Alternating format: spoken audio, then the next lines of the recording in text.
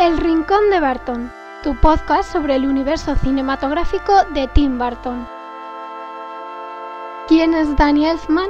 Pues hoy te traigo todas las claves para presentártelo y entender un poquito mejor la figura de este personaje que casi podemos llamarle así. Es todo un personaje, es una persona bastante ya famosa en el mundo de Hollywood. Casi todo el mundo le conoce, seguro que has escuchado hablar de él en alguna ocasión o seguro que has escuchado sus bandas sonoras por alguna parte. Y es que es un músico y compositor americano que es conocido básicamente por ser el músico de confianza de Tim Burton. Sin embargo, de niño y adolescente jamás pensó que se dedicaría a la música, porque no escuchaba música, no iba a conciertos, o sea, no le gustaba nada como el mundillo ni así, no era un niño melómano. Eso sí, le gustaba muchísimo el cine y las películas de monstruos, básicamente las mismas que a Tim. Esto es posible porque pertenecen a la misma generación, tienen la misma edad. Bueno, no exactamente, pero pertenecen a un rango de edad que los incluye y eso ayuda muchísimo a tener la misma visión de una cultura audiovisual y de la cultura en general y de cómo te has criado, ¿no? Puesto que antes, yo creo que la edad en la que ellos eran niños, pues quizá las opciones de cultura audiovisual, de cultura de entretenimiento en general, creo que eran muchas menos que las que nuestros niños de hoy en día pueden tener. Y además, como digo, si te gustan las mismas películas, el mismo género, pues ya eso une bastante y crea esa coordinación entre dos mentes muy creativas, por cierto. Él sí que es verdad que pensó que acabaría trabajando en el cine de alguna manera. No sabía de cuál todavía porque era muy pequeño, muy pequeño, y sabía que le gustaba mucho, pero no sabía si sería director o si sería montador, que es más o menos como lo que es un editor de vídeo de hoy. Y bueno, esto cambió cuando ya era más mayor y entró en un instituto nuevo, se cambió de instituto y bueno, solamente tenía un amigo que era músico y este chico pues le empezó a meter en el mundo del jazz. Y con 17 años pues ya empezó a ser un gran fan de diferentes compositores, ya conocía un poco el tema. Por ejemplo, le gustaba mucho Bernard Herrmann, que era el compositor de Ultimátum a la Tierra, Jason y los Argonautas y por supuesto también de las películas de Hitchcock, que además a Danny pues le encantaban, le gustaba muchísimo. Y también descubrió por esa época a Nino Rota, que es el músico favorito de Federico Fellini, gran director también. Empezó a tocar el violín. También toca otros instrumentos, creo que toca el piano y la guitarra. Y bueno, uno de sus mayores desafíos, esto me ha llamado también bastante la atención porque no recordaba este dato para nada cuando he estado repasando mis datos y mis notas sobre este personaje, que tuvo que rehacer la banda sonora de Psicosis, una película que se rehizo, es una nueva versión de Psicosis, que la hizo Gus Van Sant en 1998 para esta película y claro, para él recrear o por así decirlo, apoyar la música que había tenido la original de su compositor favorito, Bernard, pues fue muy importante y un reto grandísimo. Aquí me he saltado un poco lo que es la cronología, pero siguiendo por el camino en el que ya crecía un poquito más, ya era un joven adulto, decidió hacer un viaje por el mundo junto a un amigo y además, sobre todo, involucrándose en la música africana, lo cual es curioso porque normalmente es como que un tipo de música que yo creo que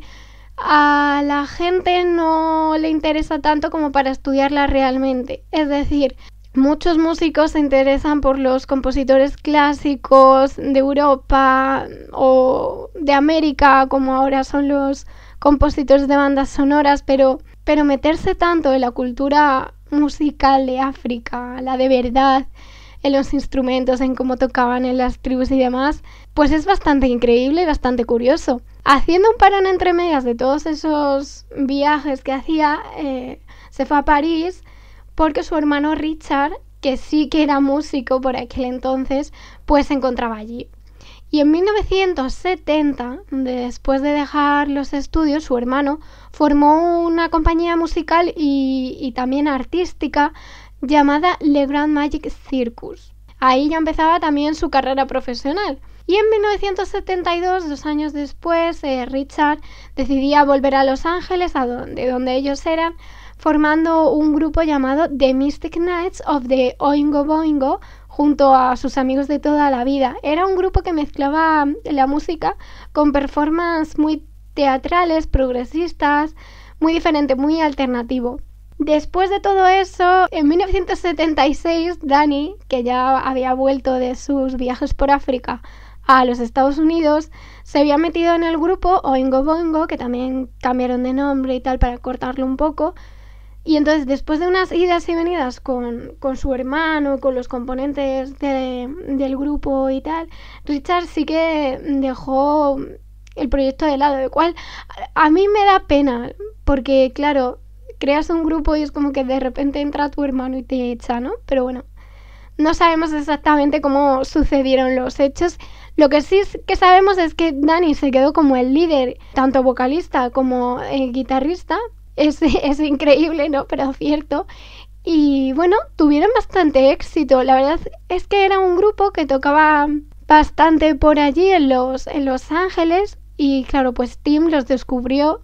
Supongo que en esa época también eran conocidillos en lo que es ese mundo y esos gustos, porque eran un grupo como... ya eran más un grupo punk, un punk que llamaba la atención, que querían llamar la atención de la gente, protestar por cosas, reclamar otras, y a Tim pues le gustaba bastante el tipo de música que hacía, las actuaciones que tenía, porque además a él le parecía una música muy narrativa, ¿no? Y entonces esto está directamente ligado a que a él le gustan mucho las historias y que le cuentes algo, y sobre todo en fijarse ya en una música más narrativa, más de cine. El momento álgido del grupo se vivía en 1982, cuando Danny compone la primera banda sonora para una película, precisamente dirigida por su hermano Richard, porque aunque tuvieran estos desencuentros, al fin y al cabo eran hermanos,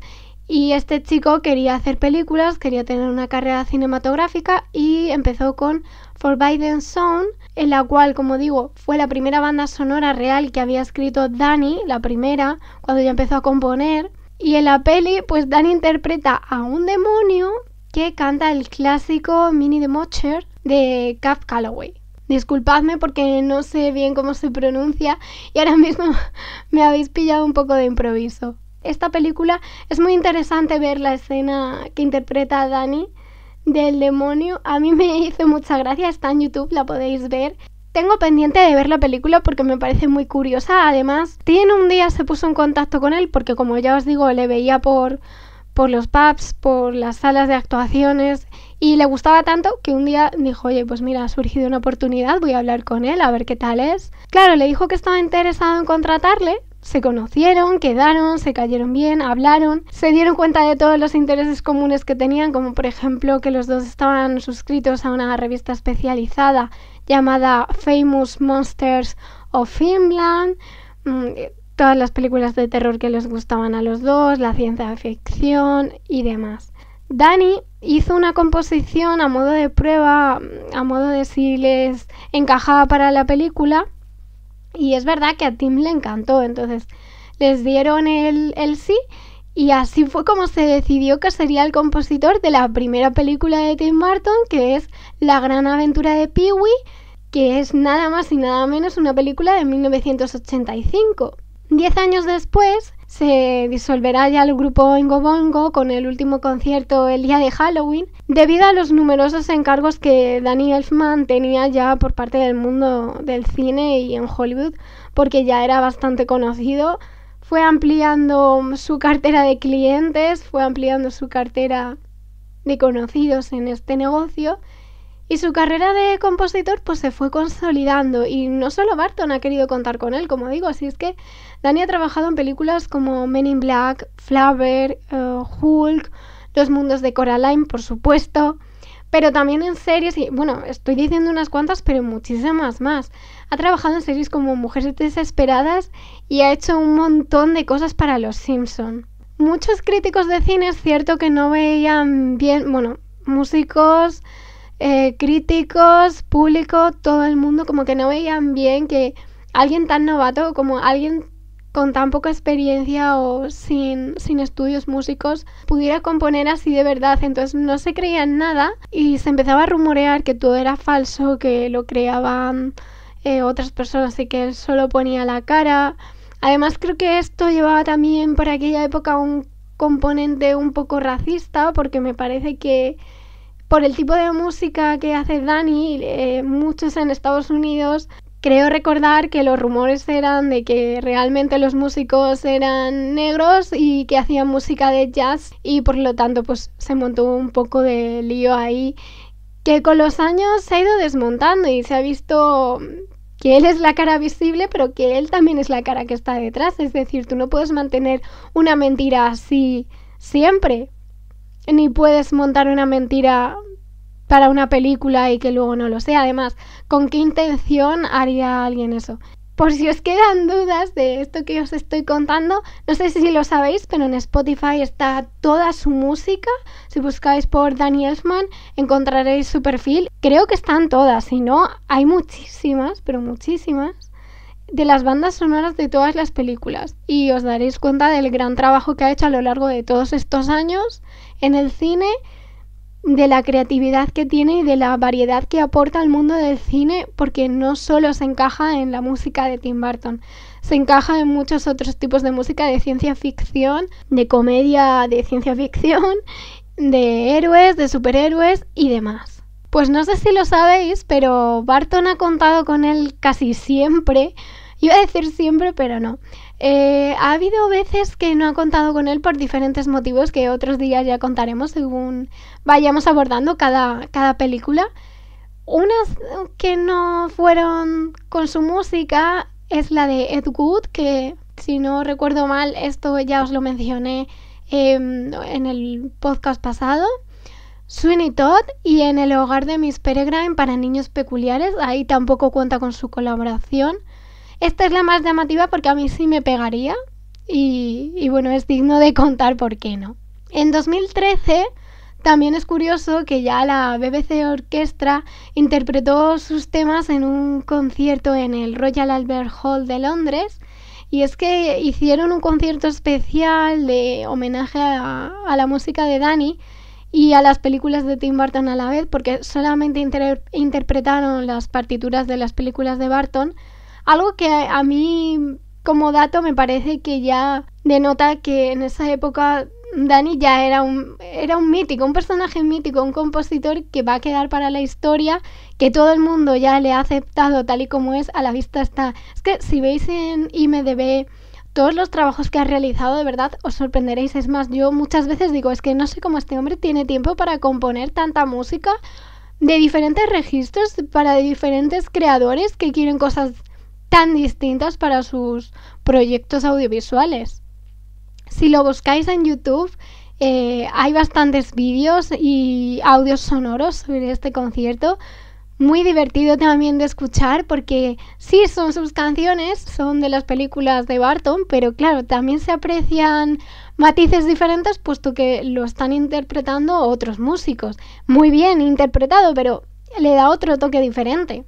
Algunos dicen que su mejor composición es la de Pesadilla antes de Navidad. No lo sé, yo no puedo decir eso tampoco. En mi opinión, hay muchas que me gustan bastante y ahora mismo creo que no podría elegir ninguna. Aunque sí que tengo que decir que de las que más me gustan, y os animo a escucharlas en su canal de Spotify, son las de Eduardo Manos Tijeras y también la de Frankenweenie. Yo creo que la de Frankenweenie, la de Disney de actual.